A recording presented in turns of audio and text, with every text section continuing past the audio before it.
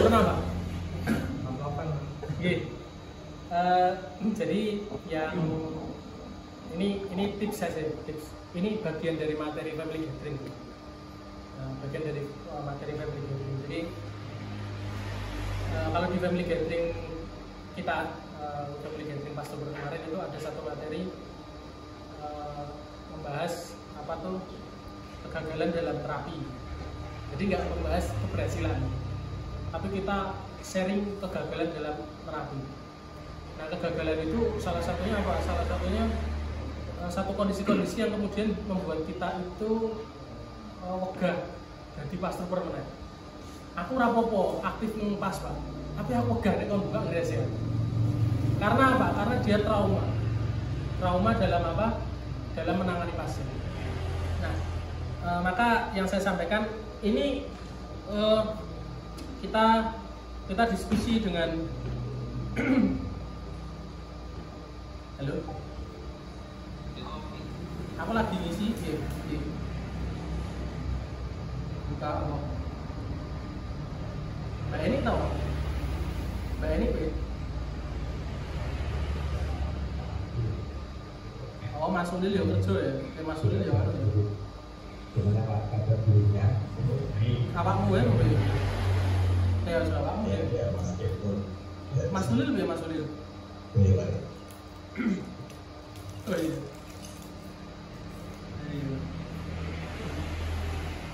Salam. Bisa paling dulu ya Mas. Iya. Coba bayar aku lagi ngisi. Hah? Ya wis.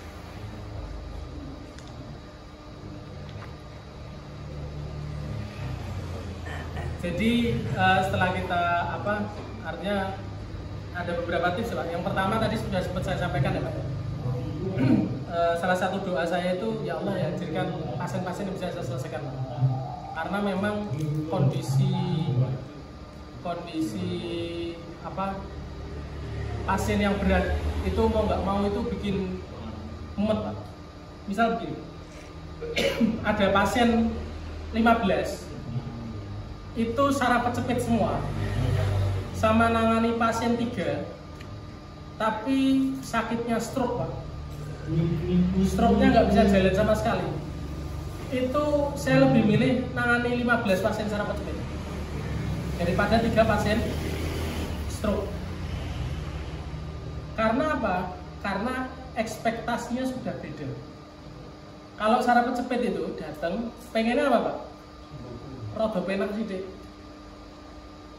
Nek apa ya sampai waras. Tapi kalau stroke itu sudah nggak mungkin antum kerjakan, nggak bisa jalan dalam sekali pertemuan itu langsung bisa jalan. Nggak bisa jalan loh ya. Bukan dia bisa jalan tapi tertatih.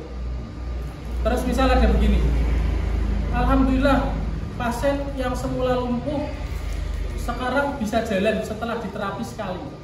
Enggak ada ceritanya. Atau pasien lumpuh akhirnya sekarang bisa jalan. Itu ada kategorisasi tersendiri. Pasien lumpuh yang nanti itu kita bisa prediksi ini masih bisa jalan. Ini ada kemungkinan bisa jalan sedikit. Contoh apa Pak? Pasien lumpuh jarinya nggak bisa gerak sama sekali. Dua-duanya ya, bukan stroke ya. Lumpuh dua-duanya, kaki kanan kiri itu jari nggak bisa gerak sama sekali. Itu kalau kemudian kita ngomong itu bisa jalan, ya itu rahmat dari Allah yang luar biasa. Tapi kalau dari sisi ilmu, enggak. Tapi kalau dia kakinya lumpuh, tapi masih bisa gerak Pak. Berarti dia lumpuh begini, tidur, mau ketap-ketip dok gitu. Terus keluarga jaluk pengen diterapi pas bisa melakukan Pak. Itu antum tangani sampai setahun 2 tahun mungkin kurang, mungkin jauh lebih cepat beliau. Tapi kalau misal ini lumpuh nggak bisa jalan tapi kakinya masih bisa diangkat begini, itu insya Allah masih bisa jalan. Maka yang kedua, setelah kita doa gitu Pak, jenengan harus bisa memetakan mana pasien yang kemudian itu bisa kita selesaikan sampai paripurna atau pasien yang kita bisa bantu untuk memperbaiki kualitas hidup. Maka jawaban saya begini, ini bisa dibantu, tetap bisa dibantu, tetap bisa jenengan tangani. Tapi jenengan ekspektasinya, keluarga juga ekspektasinya sudah beda. Itu yang yang ketiga di musik ngapain lagi pembukaan. Yang ketiga, setelah kita bisa mengkategorisasikan itu, nah yang kedua mengkategorisasikan dengan cara apa? Ya jenengan belajar, jenengan tanya, ini pasien mau menuju kematian atau pasien yang dia nanti bisa di-upgrade untuk dibantu agar dia bisa membaik. Nek jenengan tidak mempelajari tanda-tanda kematian, nanti pasien kayak nanti saya jelasin ya, itu harusnya segera jangan ditangani, tapi malah jenengan tangani, nanti jenengan trauma. Makanya kita di pusat, kita pesan begini, kalau nggak bisa ditangani, sudah jangan ditangani. Sebenarnya kita melindungi jenengan semua, biar jangan sampai apa, nanti tangani pasien, kemudian itu mati Pak. Jenengan merasa bersalah, saya habis ngepas matiin orang itu. Padahal bukan itu. Padahal itu sudah waktunya meninggal, cuma jenengan tidak peka. Maka dengan ini. Yang ketiga apa? Yang ketiga apa tuh namanya? Akidah. Kita tempatkan akidah. Jadi ini yang paling utama nanti harus kita tempatkan di awal, akidah. Maka akidah ini bagian yang penting, termasuk tadi ya, akidah dalam berobat. Bahwasanya itu tidak mengantarkan kepada kematian, itu betul-betul dijaga. Maka insya Allah pas trooper yang sampai sekarang itu masih ngepas, semuanya itu bukan orang yang mereka itu masih ngepas bukan karena ahli, tapi mereka masih ngepas karena akidahnya itu terjaga. Atau nek gampangannya nek kita nyebut itu nggak blebu.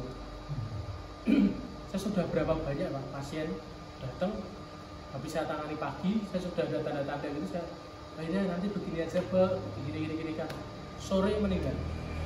Bapak Pak Faiz, Bapak Niki sedo ngabari mawon, keluarga baik sama kita.